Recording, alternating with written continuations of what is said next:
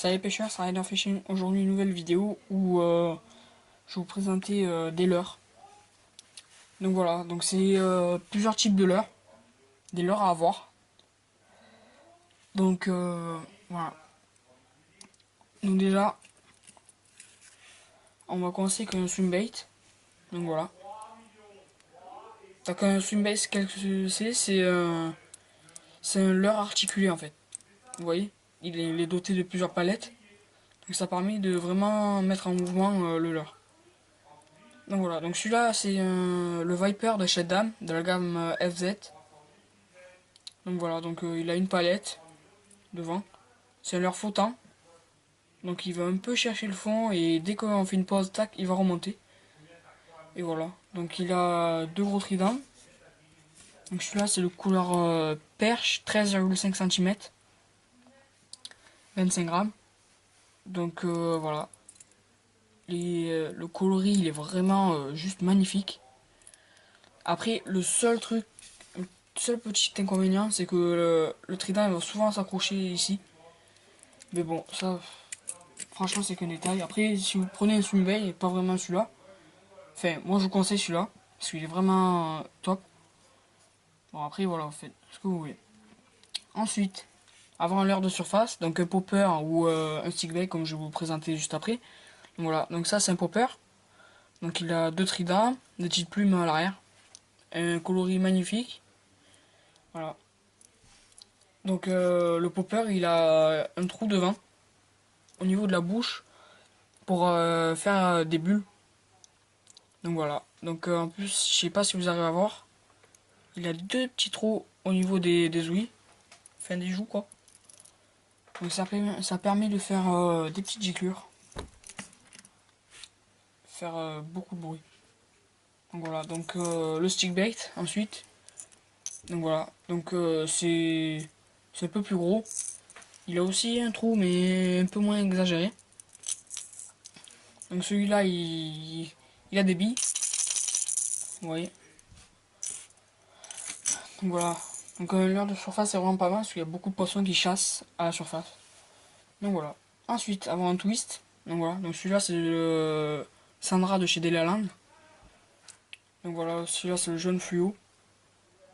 Donc un twist c'est un leurre avec un gros corps devant et une queue assez fine en forme de U ou de L, suivant les autres. Enfin comment c'est. Et celui-là il est super parce qu'il va vraiment nager.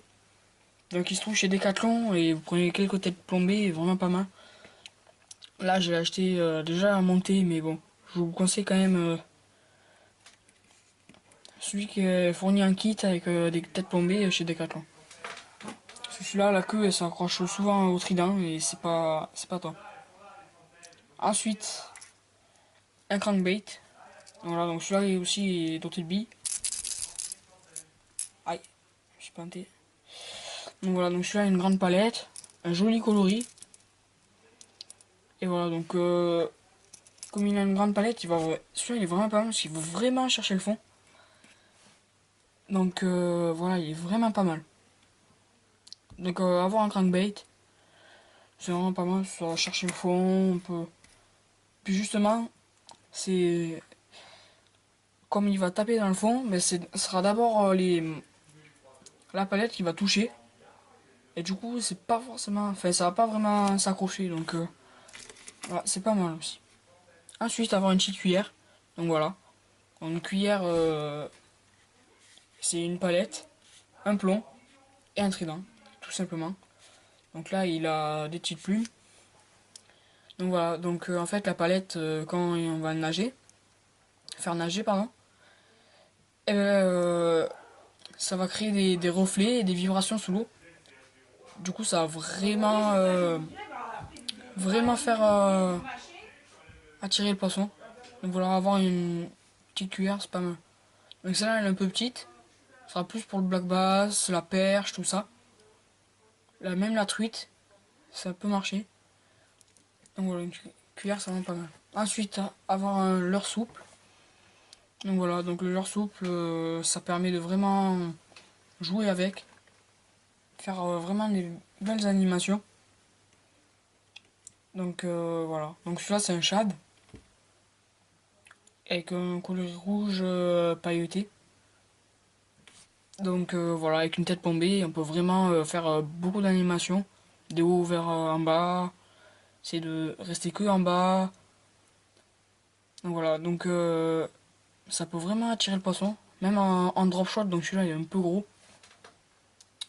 Mais pour des petits leurres en soupe, en drop shot, c'est vraiment pas mal. Et ensuite, donc ce sera pas un leurre, et ça sera l'hameçon texan. Donc l'hameçon texan, c'est un hameçon qui vous permettra de passer partout dans les herbiers, dans les rochers, dans tout ce que vous voulez. Donc voilà. Donc en fait, je vais vous expliquer.